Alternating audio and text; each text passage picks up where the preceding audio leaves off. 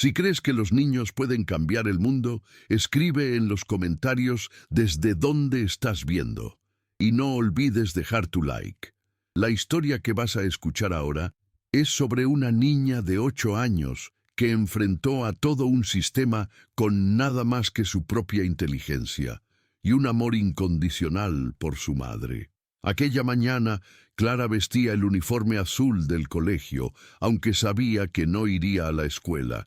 La tela le parecía demasiado grande para sus hombros estrechos y la costura de la manga izquierda estaba gastada. Miró el espejo de la abuela con una mirada fija y tranquila, pero por dentro su corazón latía como un tambor apresurado. En el fondo del espejo se veía una estantería llena de libros de derecho, hojas esparcidas y gráficos coloridos hechos a mano. Allí, entre el olor a té de manzanilla y el sonido apagado de la televisión en la sala, nacía algo que nadie en aquel pueblo estaba preparado para ver. Meses antes, Clara era solo una niña tímida que dibujaba mapas con lápices de colores y hacía preguntas que dejaban desconcertados incluso a los profesores. Cuando su madre, Marcia, llegó a casa llorando tras ser despedida del cargo en la Secretaría de Vivienda, Clara permaneció en silencio.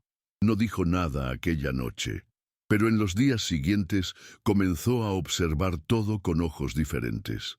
Vio los papeles arrugados que su madre tiraba, las llamadas telefónicas que terminaban con un suspiro pesado y las sonrisas forzadas en la mesa del desayuno. Y decidió que no aceptaría esa injusticia.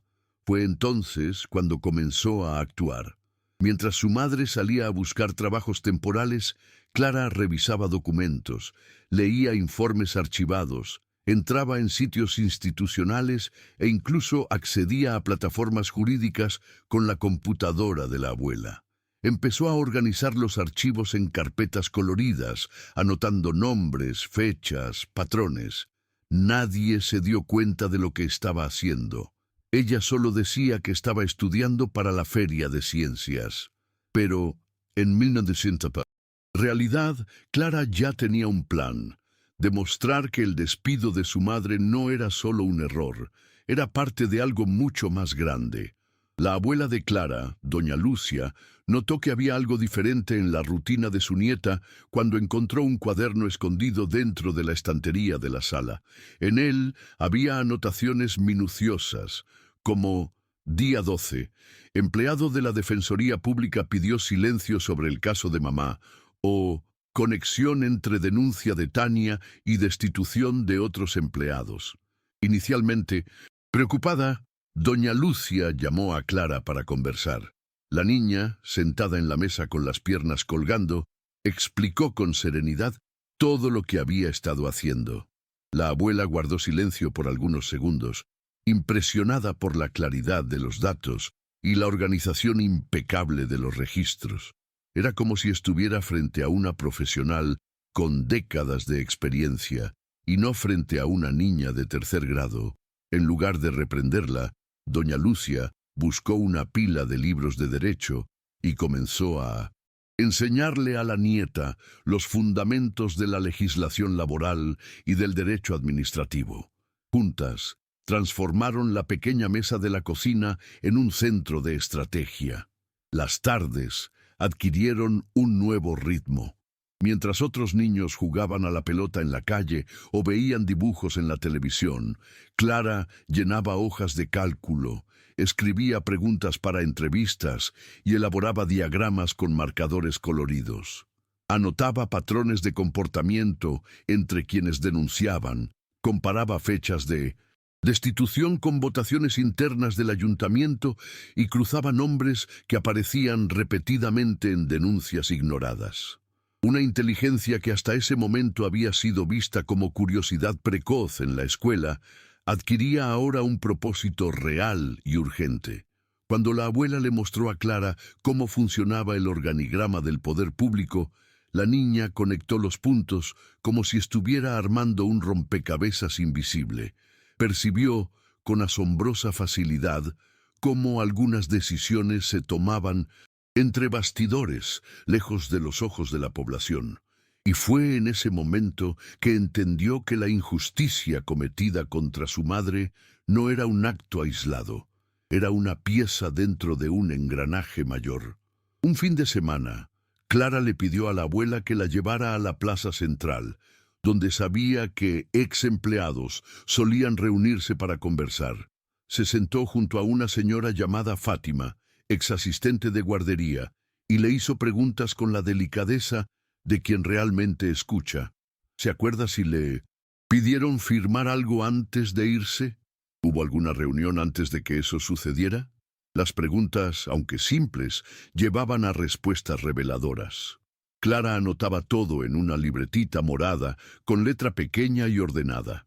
En poco tiempo, tenía relatos similares de al menos 7 personas, todas mujeres, todas madres, todas apartadas después de haberse posicionado contra ciertas medidas administrativas. Percibía, con una madurez casi dolorosa, que aquello no era coincidencia. Era un patrón de silencio forzado. Por la noche, al lado de su cama, Clara mantenía una pequeña caja de cartón con todos los documentos impresos, anotaciones y testimonios. Antes de dormir, solía abrir uno de los archivos, releer un fragmento y reflexionar sola. A veces, sus manos temblaban levemente al encontrar algo más serio, como cuando descubrió que uno de los nombres que aparecían en las destituciones tenía relación directa con contratos sobrevalorados en guarderías tercerizadas. No contaba todo a la abuela, no por desconfianza, sino porque no quería preocuparla más de lo necesario. En el fondo, Clara llevaba el peso de un mundo que no debería pesar en los hombros de una niña. Pero allí, entre almohadas, lápices de colores y archivos jurídicos, sentía que estaba haciendo lo correcto, no por venganza, sino por justicia. No quería solo que su madre volviera al trabajo, quería garantizar que ninguna otra madre fuera tratada de esa manera. La mañana del juicio llegó con un cielo nublado y un silencio inusual en la casa. Doña Lucia preparaba el café mientras Clara repasaba los papeles, revisando los últimos detalles. Su uniforme escolar, el mismo de siempre, contrastaba con el contenido de las carpetas que sostenía firmemente. Las zapatillas blancas estaban levemente sucias en los laterales y la correa de la mochila ya comenzaba a deshilacharse, pero sus ojos, concentrados y firmes, dejaban claro que allí no había duda. Antes de salir, se detuvo frente a su madre y dijo: «Tú me enseñaste a decir la verdad, mamá. Hoy eso es lo que voy a hacer por ti». Marcia, sin poder contener las lágrimas, solo asintió. En los ojos de su hija había más que coraje, había convicción. Al llegar al juzgado, el ambiente era de asombro. Los guardias miraron a Clara con desconfianza hasta que doña Lucia mostró la citación a la audiencia y avisó con voz firme que la niña tenía derecho a manifestarse. El juez, un hombre de mediana edad con expresión cansada, lanzó una mirada curiosa al ver a Indoms, la niña, entrar con la carpeta apretada contra el pecho. Algunos abogados susurraron entre sí, riendo discretamente de la situación. Una niña de 8 años no podría representar a nadie, eso pensaban, hasta que Clara abrió la carpeta, organizó los documentos sobre la mesa, conectó la memoria USB a la computadora del tribunal y pidió permiso para presentar los datos. El silencio se extendió por la sala como un manto que cubría todo de repente. Clara comenzó a hablar con calma. Su voz era suave, pero firme. Señalaba los gráficos coloridos en la pantalla, explicando conexiones entre fechas, decisiones y despidos. Mostraba fragmentos de audios grabados con autorización de los involucrados, citas de leyes y jurisprudencias que aprendió con su abuela, y hacía preguntas que ni siquiera los abogados de la defensa sabían cómo responder. Cada detalle era presentado con claridad. Cada documento tenía una lógica incontestable. Aquí está el informe de la destitución de 23 empleadas. entre abril y julio. De ellas, 17 tenían hijos pequeños y trabajaban en áreas donde cuestionaron contratos externos. Esto no es coincidencia, es una práctica sistemática. El juez enderezó la postura. Los abogados de la acusación comenzaron a sudar. Poco a poco, los murmullos se apagaron. Clara, con su discurso preciso y sin miedo, desmontaba una estructura de mentiras. Mostró cómo los documentos fueron manipulados para crear falsas acusaciones contra su madre. Señaló la participación directa de un asesor del Fintocentos ayuntamiento que actuaba en complicidad con empresas privadas beneficiadas por los contratos. Reveló cómo, al cruzar las bases de datos públicas con información obtenida en entrevistas, era posible observar un patrón de persecución velada, dirigido especialmente a mujeres que se posicionaban o destacaban demasiado. Cada punto estaba respaldado con pruebas que ella misma recopiló. No hablaba con ira. Hablaba con la serenidad de quien quiere arreglar el mundo, aunque el mundo aún piense que ella es solo una niña. A medida que Clara avanzaba en su presentación, el ambiente de la sala de audiencia se transformaba. Lo que comenzó como un acto visto con desconfianza pasó a ser seguido con absoluto respeto. Incluso los funcionarios más experimentados, acostumbrados al lenguaje frío y formal del derecho, se sentían conmovidos por la manera en que aquella niña exponía los hechos. No había espectáculo, solo verdad. Un silencio reverente dominaba el espacio cada vez que ella terminaba de explicar un nuevo cruce de información, como si cada descubrimiento revelara no solo un error técnico, sino una injusticia humana. En un momento dado, Clara hizo una pausa y dijo con los ojos vidriosos: «Ustedes no saben lo que es ver a tu madre llorar todos los días, sintiéndose culpable por algo que nunca hizo. Yo, sí». Ya no había distancia entre ella y los presentes. Allí estaba una niña exponiendo una herida que no era solo suya, sino de todo un sistema. El fiscal del caso, un hombre conocido por su rigidez, se levantó para cuestionar la validez de las pruebas, insinuando que una niña no tenía la capacidad técnica para conducir esa investigación. Clara respiró profundo y respondió con gentileza: «Puedo ser pequeña, pero no estoy desinformada. La verdad no depende de mi edad. Está aquí, en lo que traje». A continuación, entregó al juez una hoja de cálculo detallada con todos los registros y fuentes utilizadas. El juez, cada vez más atento, analizaba los documentos mientras el murmullo volvía a crecer en el fondo de la sala. Los periodistas presentes, que al principio esperaban solo un desenlace común, comenzaban a redactar los primeros párrafos de una historia inesperada.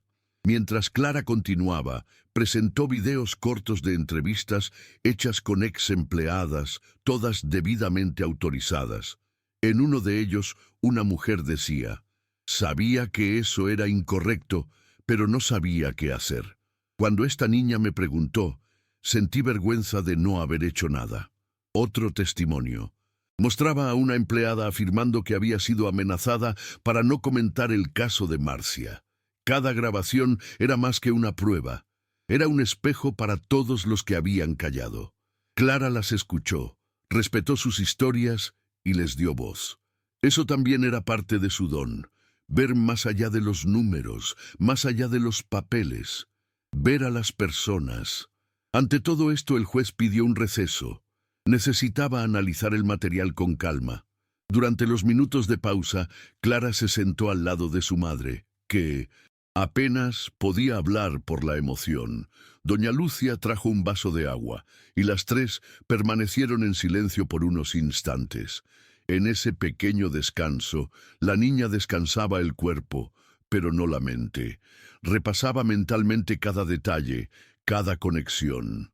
Sabía que ese momento era más grande que cualquier presentación escolar o competencia de matemáticas.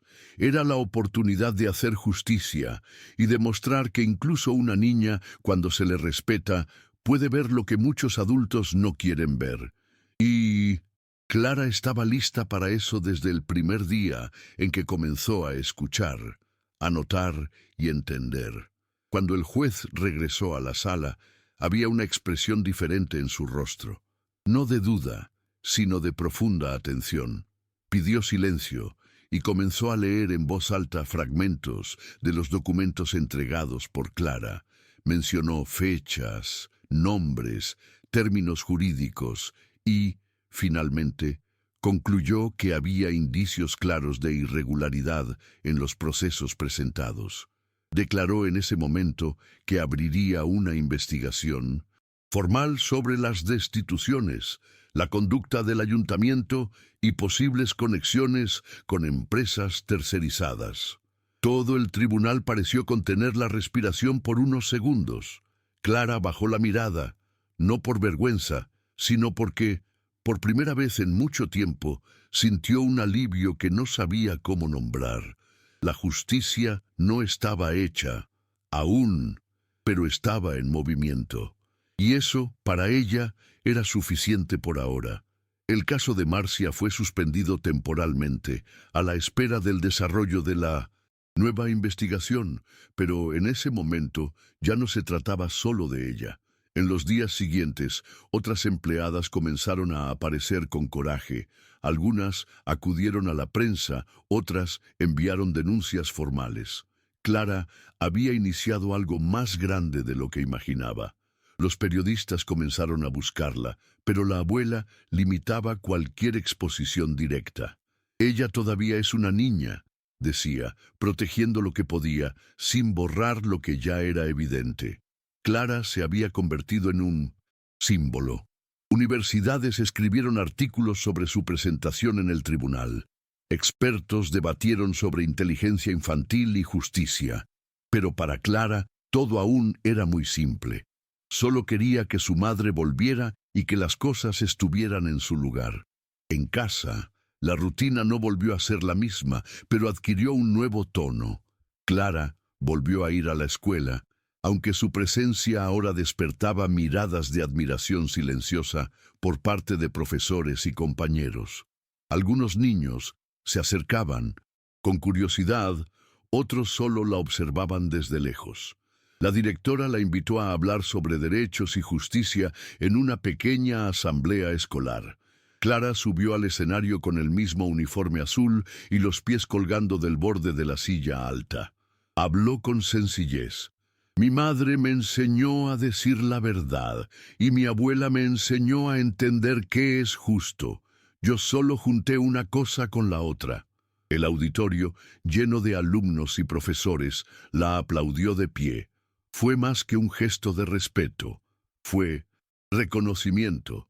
A pesar de todo, Clara seguía siendo una niña de 8 años. Le gustaba dibujar mapas, jugar a inventar países, armar laberintos de papel en el suelo de la sala. Tenía miedos. A veces lloraba escondida. A veces se irritaba con los errores de ortografía en los libros de la escuela. Pero algo había cambiado. Ahora, cuando veía un problema, no apartaba la mirada. Sabía que podía hacer algo. Y quizá eso era lo que la hacía tan especial. No solo la inteligencia, sino la voluntad de usarla para el bien común. En la simplicidad de sus gestos había una revolución silenciosa, y en su mirada, todavía infantil, había una firmeza que desafiaba al mundo adulto a ser mejor. El impacto de las acciones de Clara comenzó a expandirse más allá de los muros del pueblo. En poco tiempo, su historia llegó a las redes sociales. Un video con fragmentos de la audiencia se viralizó, con millones de visualizaciones en pocos días. La gente se emocionaba al ver a aquella niña tan pequeña hablando, con tanta claridad frente a jueces y abogados. La niña que enfrentó al sistema se convirtió en titular en sitios de noticias y canales de televisión. En entrevistas, especialistas comentaban no solo sobre su inteligencia superior, sino también sobre su madurez emocional, su empatía y la forma en que usaba el conocimiento con responsabilidad. Pero Clara, que veía todo en silencio junto a su madre y su abuela, Solo quería que no la llamaran más negligente.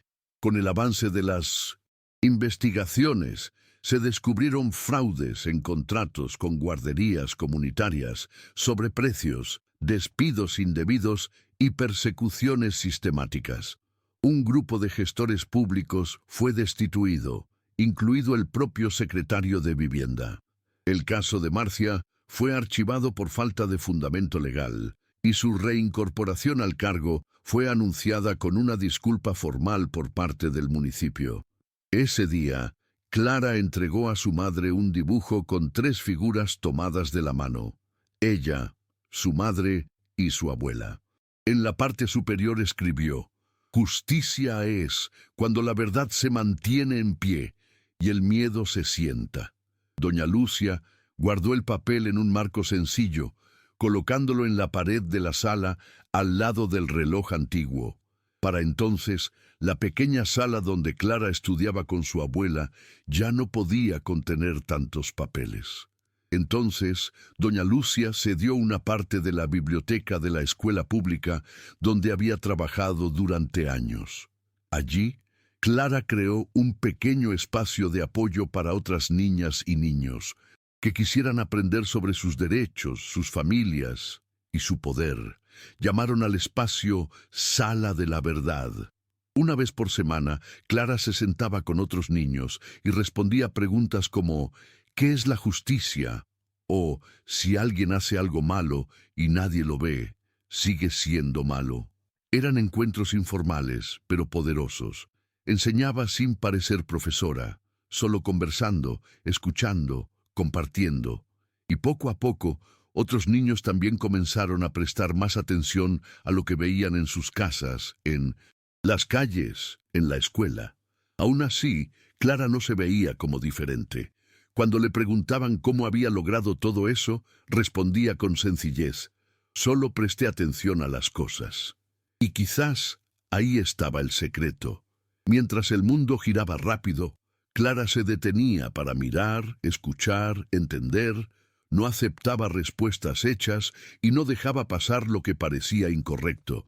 Y aunque su inteligencia impresionaba a adultos de todo el país, lo que más llamaba la atención era la forma en que ella creía en las personas.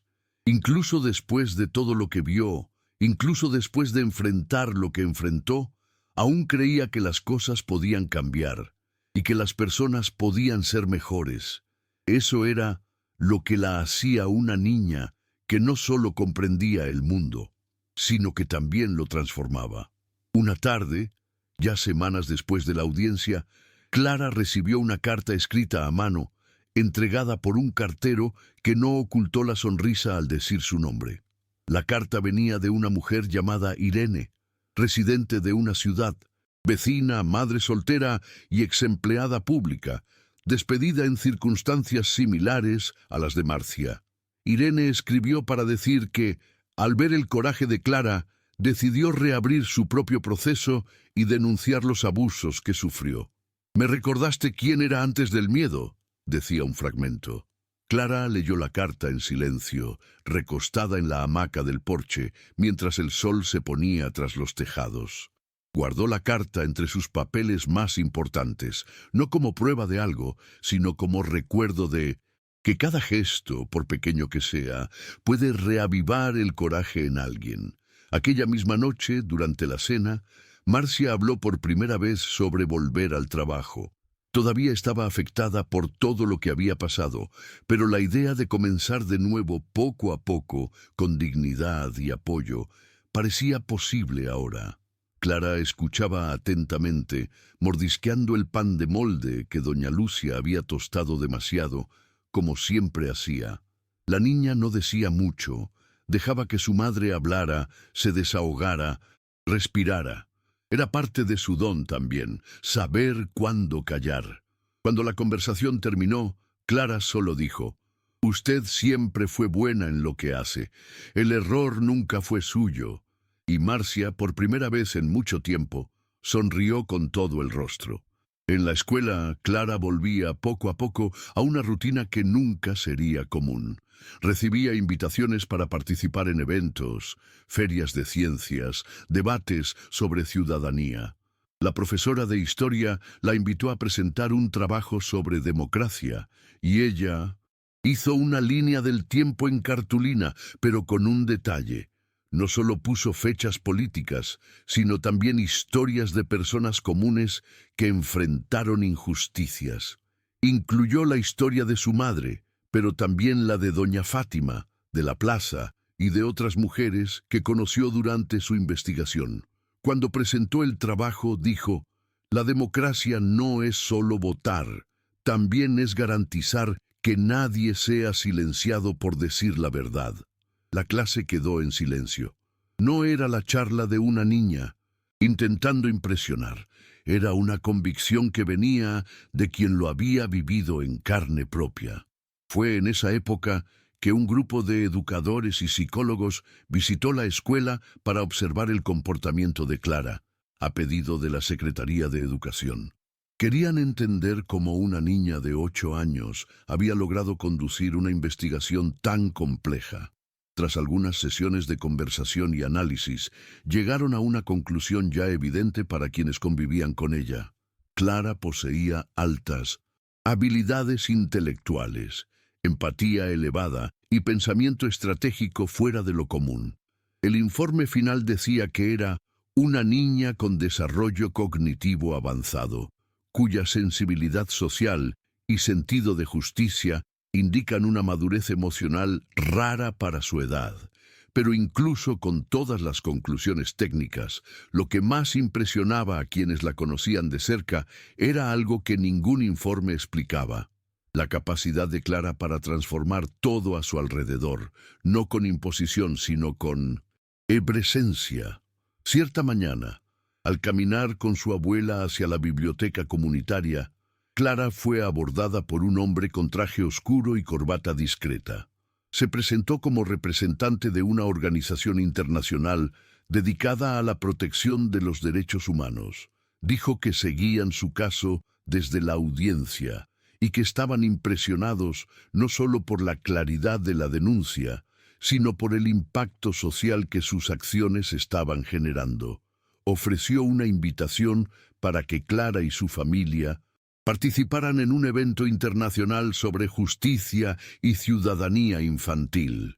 Doña Lucia, siempre cautelosa, agradeció pero pidió tiempo para pensar.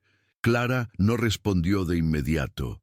Volvió a caminar en silencio, observando los pasos de su abuela en la acera, y solo después de un tiempo murmuró: «Creo que el mundo necesita escuchar más a quienes nadie escucha». La abuela entendió. Sabía que eso no era vanidad, era misión. En el evento, que tuvo lugar 2 meses después, Clara fue la más joven entre decenas de participantes de varios países. Usando un vestido azul claro, prestado por una vecina, subió al escenario con pasos pequeños y seguros. Su discurso no duró más de 10 minutos, pero dejó a la audiencia en silencio de principio a fin.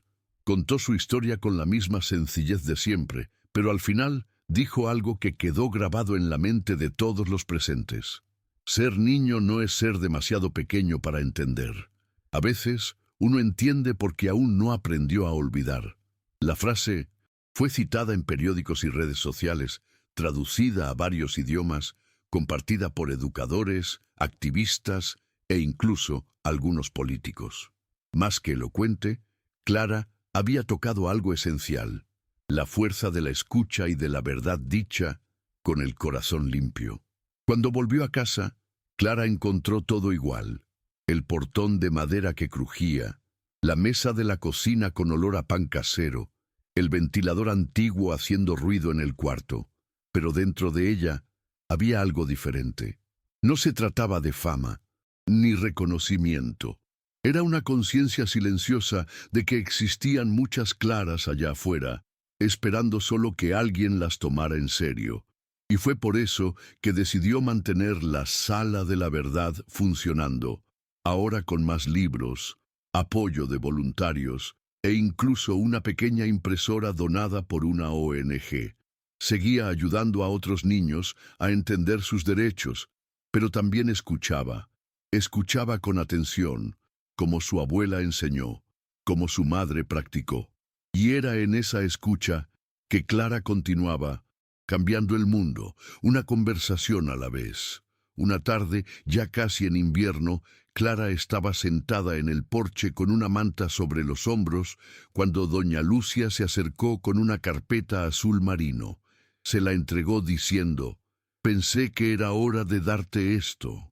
Dentro había anotaciones antiguas, de la época en que la abuela daba clases de filosofía, recortes de periódicos sobre huelgas de maestros, y un cuaderno con la tapa desgastada donde se leía, escrito a mano: «Educar es enseñar a reparar el mundo». Clara hojeó las páginas con reverencia, como si tocara una herencia invisible. En ese momento, entendió que su viaje no había comenzado con la injusticia contra su madre. Venía de mucho antes, de gestos silenciosos que atravesaron generaciones. Y ahora era su turno de continuar. En la escuela, la vida de Clara transcurría entre cuadernos, juegos en el patio y reuniones con la directora sobre proyectos de ciudadanía. En una de esas reuniones surgió la idea de crear un manual infantil sobre derechos y deberes, escrito por las propias niñas y niños. Clara fue invitada a coordinar la iniciativa.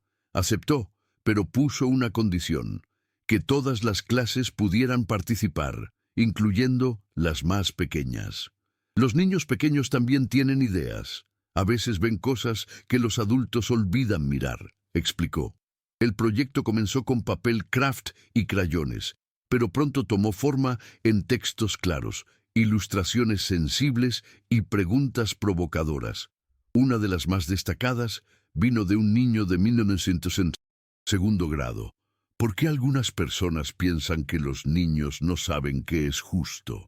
El manual fue publicado con apoyo de la Secretaría de Educación y distribuido en todas las escuelas del municipio. Con el tiempo, Clara comenzó a ser invitada a círculos de conversación en otras ciudades.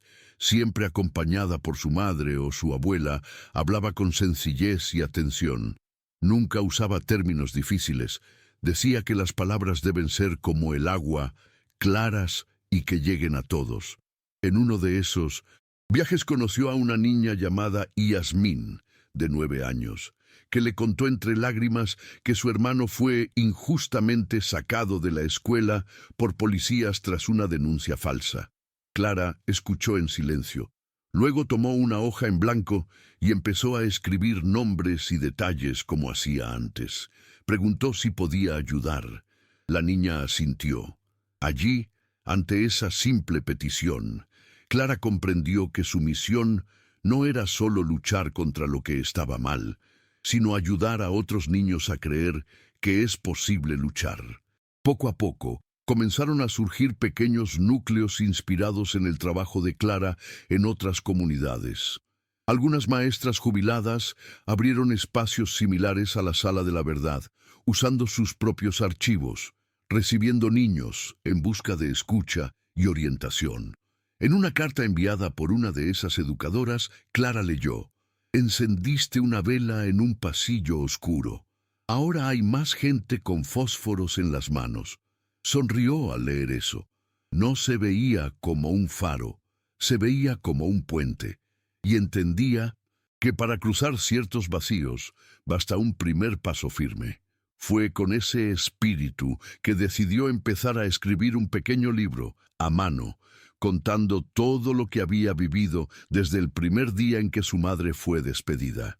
Llamó al cuaderno «Las cosas que no podía dejar de decir». Una noche, mientras escribía en ese cuaderno, Clara se detuvo ante una pregunta que le surgió de repente. ¿Y si nadie me hubiera escuchado? Eso la hizo cerrar los ojos por un momento. Era una hipótesis dura y real. ¿Cuántos otros niños cargaban verdades que nunca eran oídas? ¿Cuántas ideas geniales se perdían en el silencio? Pensó en los días en que hablaba con las empleadas de la plaza, en los momentos en que organizaba sus archivos, en las noches en que se despertaba asustada por miedo a estar equivocada. Todo eso había sido posible porque alguien, su abuela, su madre, las mujeres de la comunidad, decidió escucharla. Y ese gesto simple, pero revolucionario, era el que quería multiplicar por el mundo. Escuchar a un niño, en el fondo, es un acto de fe.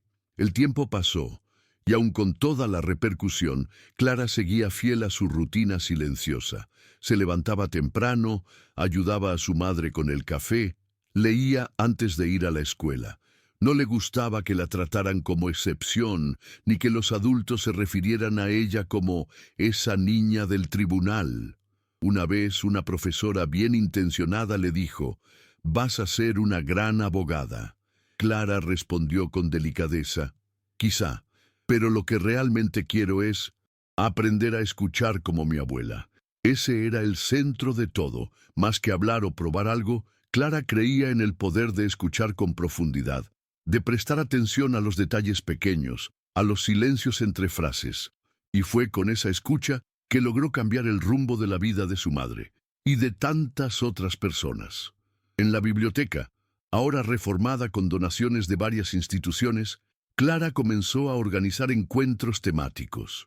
Cada mes tenía un tema: desigualdad, medio ambiente, cultura popular, derechos de las mujeres. Niños y adolescentes de diferentes edades se reunían, leían textos, creaban preguntas, dibujaban soluciones. Lo más importante para Clara era que cada uno sintiera que su idea tenía valor. En una sesión, un chico callado levantó la mano y dijo: «Creo que nadie nos pregunta porque tiene miedo de lo que vamos a decir». Clara sonrió. «Quizá por eso necesitamos seguir hablando». Sabía que gran parte de su fuerza venía justamente de lo que el mundo adulto evitaba escuchar: la honestidad cruda y directa de quien aún no aprendió a ocultar la verdad. En ese mismo periodo, la investigación abierta a partir de su presentación en el tribunal comenzó a dar resultados concretos. Algunas empresas involucradas fueron multadas, contratos rescindidos y gestores corruptos perdieron sus cargos. El ayuntamiento creó un nuevo protocolo para el despido de empleados, con criterios más transparentes y supervisión externa. En una ceremonia simbólica, Marcia fue oficialmente reincorporada al cargo, con derecho a una retractación pública. Llevó a Clara de la mano hasta el pequeño escenario montado frente al edificio de la Secretaría. Allí, ante decenas de empleados y representantes de la comunidad, la madre habló por unos minutos, con voz entrecortada. «Fue mi hija quien enseñó que la justicia comienza con una pregunta: ¿por qué está pasando esto?». Clara, a su lado, solo sostuvo fuerte la mano de su madre. No necesitaba decir más. Al final de esa ceremonia, un reportero se acercó y le preguntó a Clara qué sentía por todo lo que había conseguido. La niña pensó un instante y respondió: «No es un logro, es un comienzo. Hay muchas cosas mal todavía». Y con eso se giró para ayudar a su madre a bajar del escenario.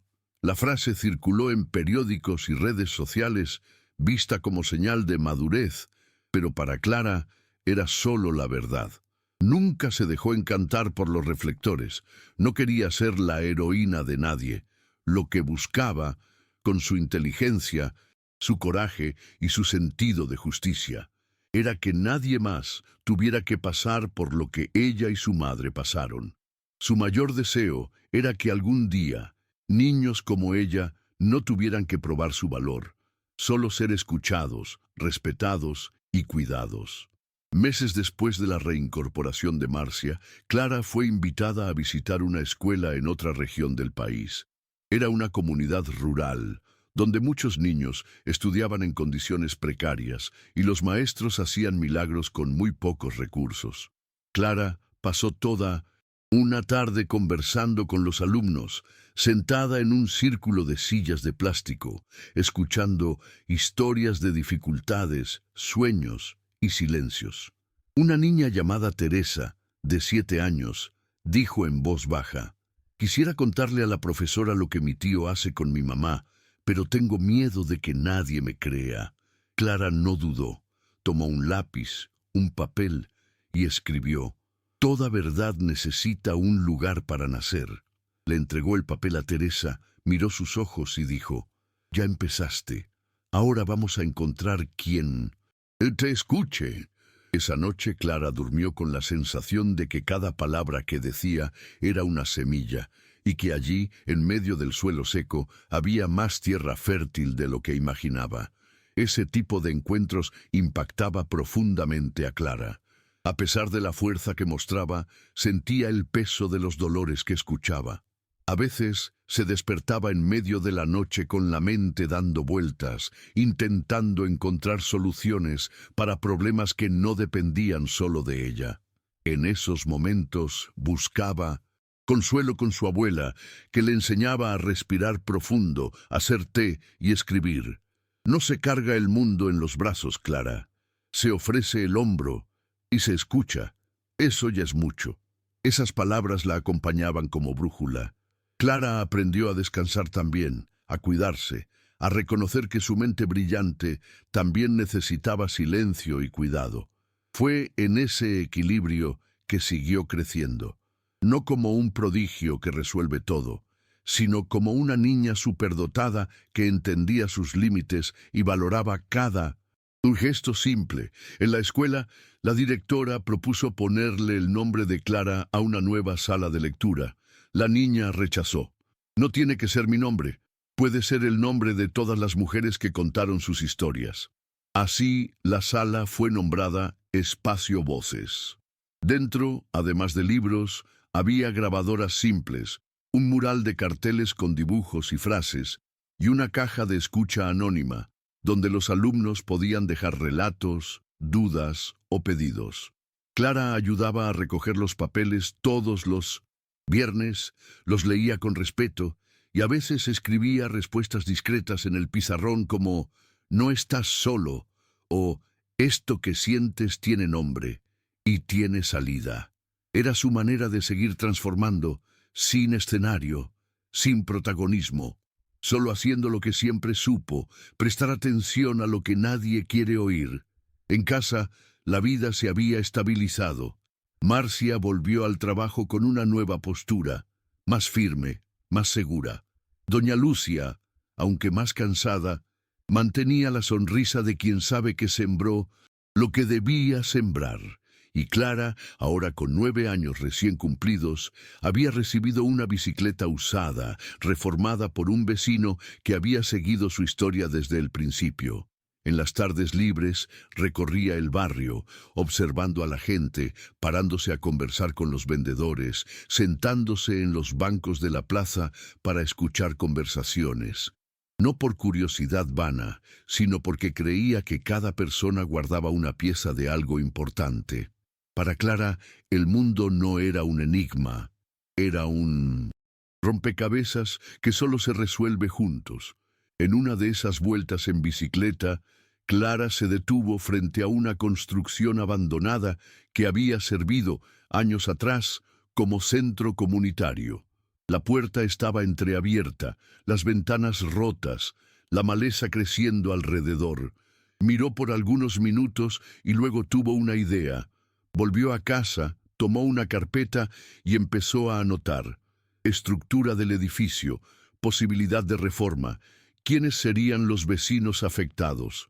Al final de la semana ya había hecho un pequeño informe y se lo entregó a la directora de la escuela y a 2 profesores voluntarios. Este lugar podría ser un centro de apoyo para familias y niños que pasan por cosas como las que pasó la mía, explicó. La propuesta no era solo técnica, era afectiva. Clara veía en ese edificio olvidado un espacio de acogida donde las historias no serían ignoradas. El proyecto fue aceptado y con ayuda de la comunidad comenzaron las jornadas de limpieza. Durante las primeras semanas de trabajo, Clara fue vista cargando baldes, barriendo hojas secas y apilando libros donados. Trabajaba junto a los adultos con la misma dedicación que mostraba en sus estudios. Con cada pared pintada, escribía en silencio nuevas posibilidades. El edificio, que antes parecía condenado al olvido, comenzaba a ganar color, movimiento y propósito. Uno de los voluntarios, un albañil de voz baja y manos enormes, dijo un día: «Esta niña tiene un don. No manda, pero todos la siguen. Será porque no piensa en ella, piensa en nosotros». Era verdad. Clara tenía el tipo de liderazgo que no imponía, solo inspiraba. Y allí, en ese espacio polvoriento que volvía a respirar, nacía algo más que un centro. Nacía un símbolo de reconstrucción colectiva. Cuando se inauguró el centro, fue nombrado con un nombre elegido por votación entre los vecinos: Casa de las Voces Vivas. Clara quiso dejar claro que no era suyo, sino de todos. El espacio ofrecía círculos de conversación, pequeños cursos, apoyo psicológico con profesionales voluntarios y principalmente escucha. Había una sala reservada solo para que las personas pudieran contar sus historias, con el compromiso de ser recibidas con respeto y anonimato. Clara, ahora con una rutina más organizada, frecuentaba el lugar 2 veces por semana, ayudando con la organización, leyendo a los niños y, a veces, solo sentándose en el pasillo para conversar. Incluso en los días en que no hablaba mucho, su presencia bastaba. Era como si todos allí supieran que ella representaba algo que el mundo insistía en olvidar, que escuchar es un acto de coraje. La historia de la Casa de las Voces Vivas se difundió rápido. Otras ciudades comenzaron a escribir para saber cómo hacer algo similar. Clara respondió todos los mensajes con la misma sencillez. Primero escuchen, luego vean lo que la gente necesita. Lo demás viene solo. No quería crear franquicias ni ser directora de nada. Solo quería que existieran más lugares donde las personas no fueran tratadas como números o casos, sino como gente. En la televisión, en las redes sociales, su nombre aún se recordaba, pero Clara nunca se dejó llevar por la fama. Seguía yendo a la escuela con su mochila remendada, desayunaba con leche y café con su abuela todas las mañanas y leía en silencio antes de dormir. Sabía que el cambio que realmente importa no hace ruido. Nace de pequeños gestos, en lugares olvidados, por personas que simplemente decidieron prestar atención. Una tarde, al salir de la escuela, Clara encontró una hoja pegada en el portón de su casa. Era una nota anónima, escrita con letra temblorosa. «Salvaste a mi hija y ni siquiera lo sabes. Gracias por tener coraje por nosotros». Leyó el papel con calma, lo dobló cuidadosamente y lo puso en el bolsillo de su mochila. Por la noche, dejó la nota junto con otros papeles importantes que guardaba en una cajita de metal debajo de la cama. No tenía fecha ni firma, pero eso bastaba. Era otra prueba de que lo que hacía tenía un alcance mucho mayor de lo que podía ver. Y aunque no sabía quién la había escrito, se sintió profundamente conectada con esa voz invisible. Eso era lo que más la movía. Saber que siendo quien era, daba coraje a otros que aún estaban aprendiendo a levantarse. En una conversación con su abuela, semanas después, Clara preguntó si todos tenían una misión. Doña Lucia, revolviendo el té con una cuchara de acero gastada, respondió: «No todos, mi flor, pero hay gente que nace con una escucha tan profunda que se convierte en puente para otros. Y un puente, cuando es fuerte, sostiene el mundo en pedazos». Clara sonrió, dejando que su rostro descansara en el hombro de su abuela. Esas palabras quedaron guardadas como la definición de lo que sentía, pero aún no sabía nombrar. Más que inteligencia, más que razonamiento lógico, sentía que su mayor capacidad era comprender al otro con profundidad. Y eso era justamente lo que la hacía tan poderosa. La rara mezcla entre razón y sensibilidad. En la escuela surgió un nuevo desafío. Un alumno de 5º grado fue acusado de robo por otro compañero y la dirección pensaba suspenderlo. Clara pidió hablar con el niño antes de que tomaran cualquier decisión. En el patio, se sentó a su lado y le hizo preguntas que nadie había hecho. Descubrió que había tomado el objeto, una pluma cara, pero no por maldad. Quería dar un regalo a su madre, que cumplía años y no tenía dinero. Al saber la historia, Clara no defendió el acto, pero ayudó a la escuela a entender la complejidad detrás. Con su intervención, el castigo fue sustituido por una conversación restaurativa entre los alumnos y sus familias. El niño fue escuchado y acogido, y quizá por primera vez entendió que equivocarse no lo hacía indigno de afecto. Clara no salvaba solo grandes causas, salvaba dignidades silenciosas. Fue también en ese periodo que Clara comenzó a escribir pequeñas cartas y dejarlas en los bolsillos de sus compañeros, en la biblioteca o en los cuadernos olvidados. Eran notas simples. Eres más que este error. Tu silencio también importa. No dejes de intentar mañana otra vez. Nadie sabía quién dejaba esos mensajes, pero toda la escuela hablaba de ellos.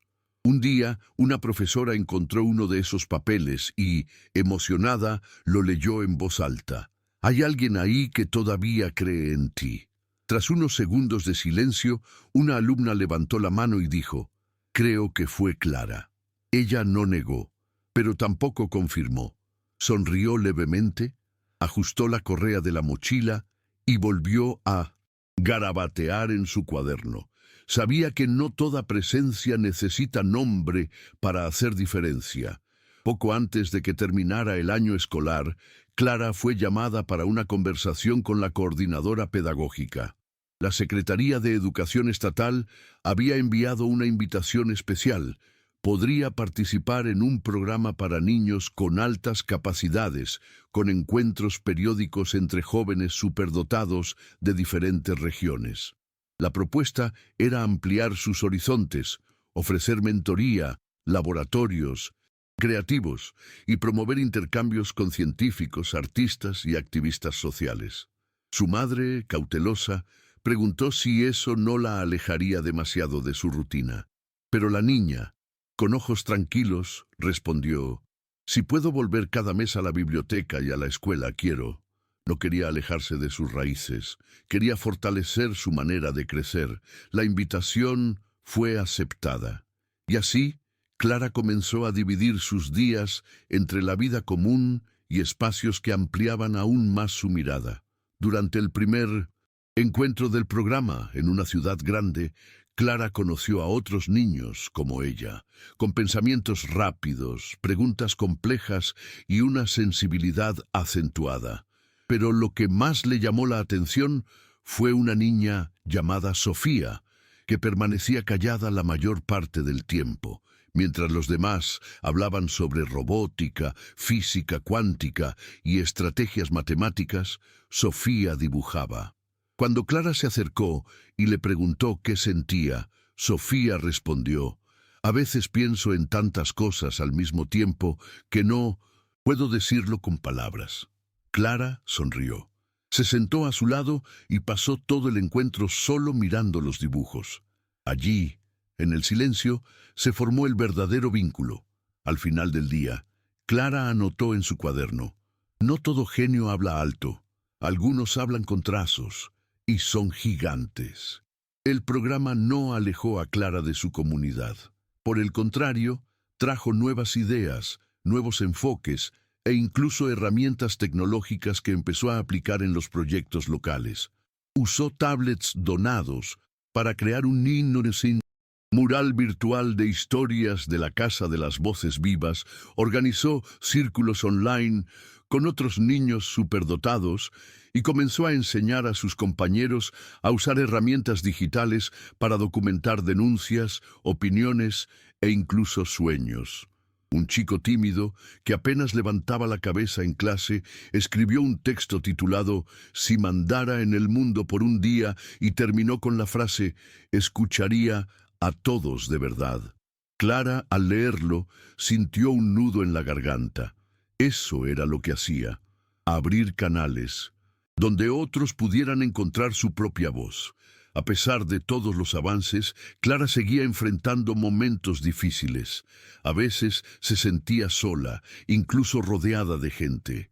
La mente acelerada y el sentido de responsabilidad precoz cobraban un precio. En una de esas noches le confesó a su madre: «Hay momentos en que solo quisiera jugar sin pensar tanto». Marcia la abrazó fuerte y respondió: «Puedes hacerlo. Incluso las mentes más brillantes necesitan descansar. Jugar también es resistencia, hija mía». Ese fin de semana, Clara pasó horas construyendo castillos con cajas de cartón, riendo fuerte, derribándolo todo a propósito solo para empezar de nuevo.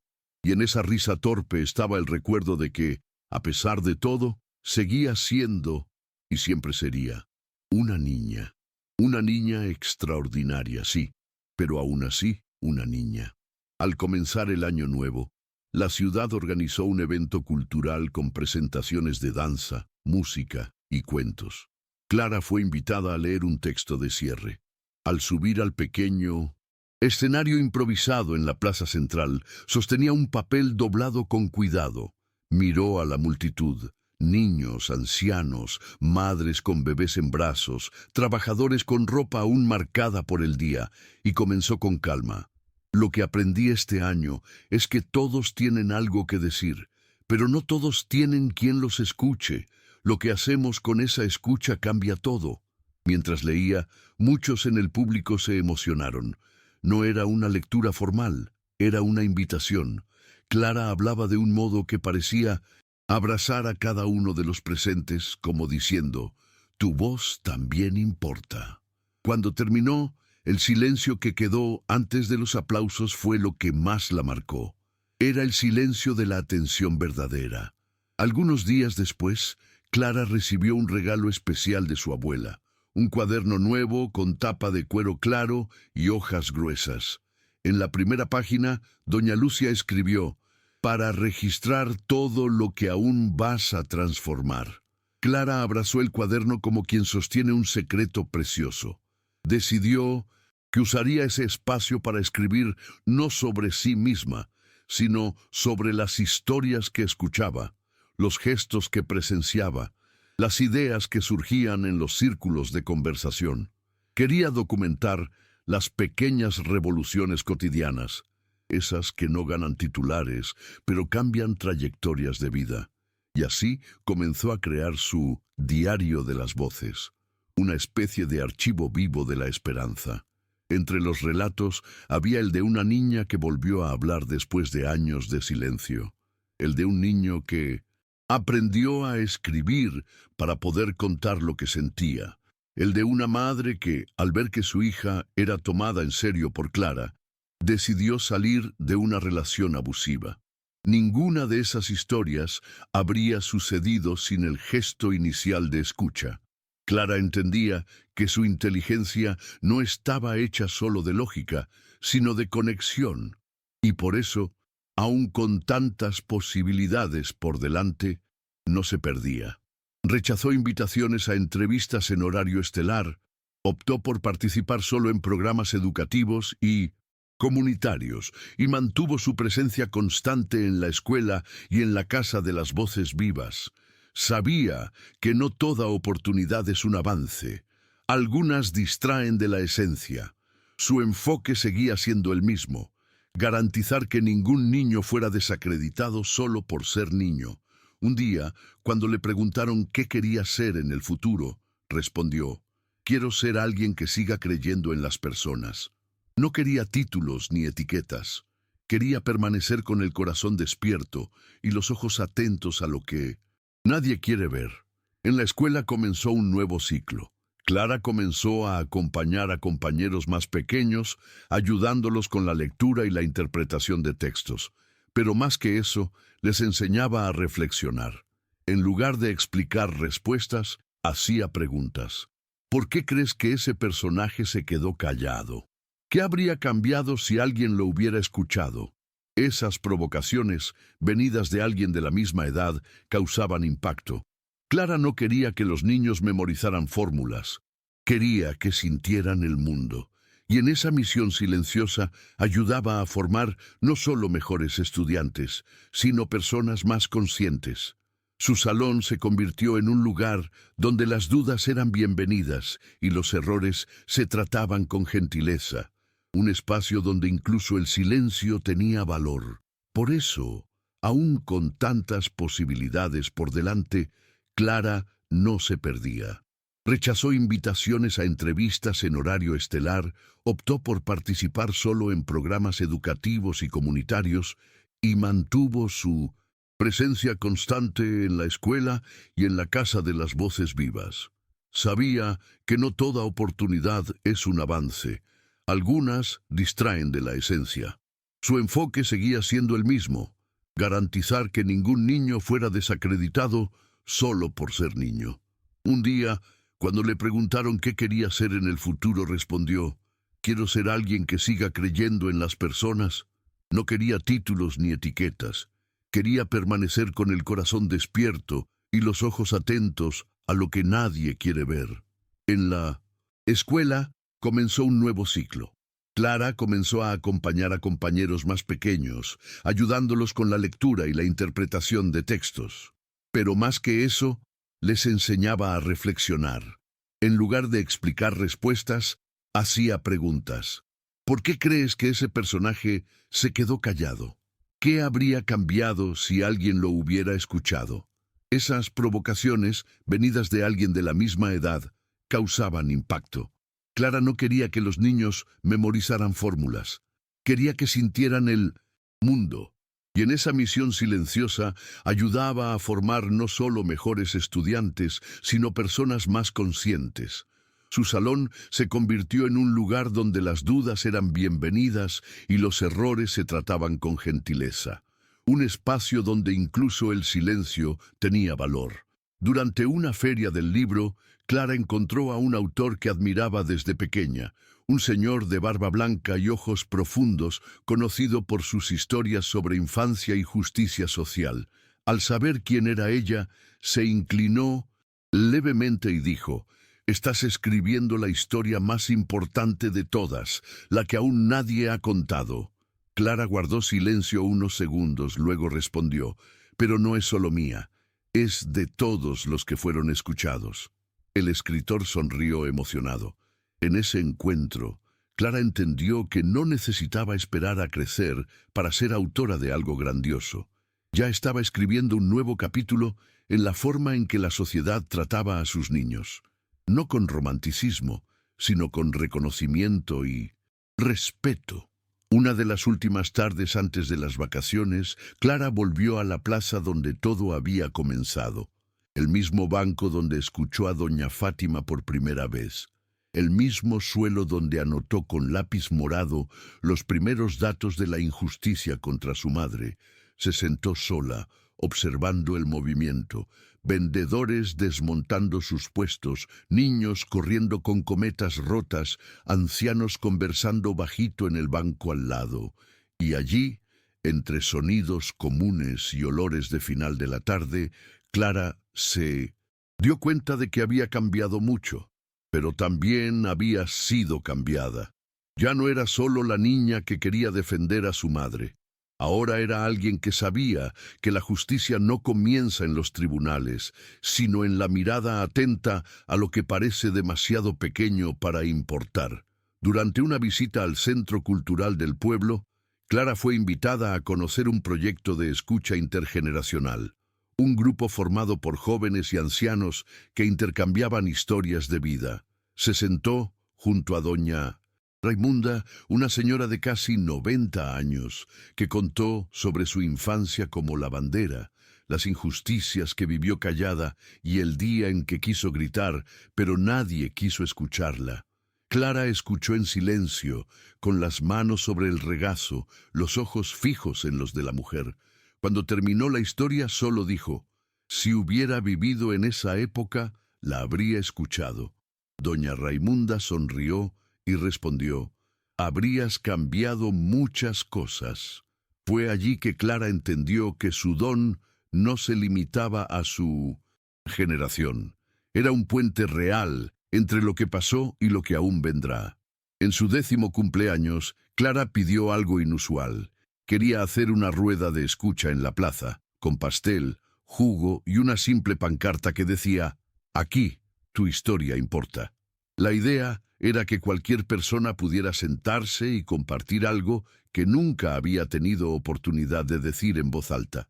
Durante toda la tarde pasaron por allí madres, niños, ancianos, trabajadores e incluso un exempleado del ayuntamiento que, emocionado, dijo que Clara había cambiado su forma de entender el servicio público.